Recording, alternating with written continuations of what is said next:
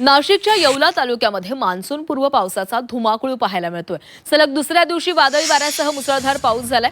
येवला तालुक्यातल्या देवळाणे इथं घराचं छत कोसळून 3 जण गंभीर जखमी झालेत।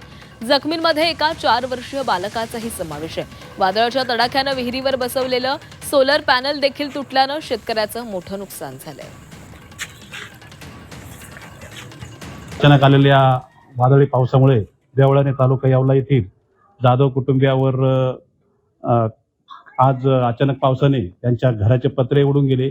त्यामुळे त्या वयोवृद्ध आजी जाधव कुटुंबातल्या त्यांच्या डोक्याला जबर दुखापत झाली।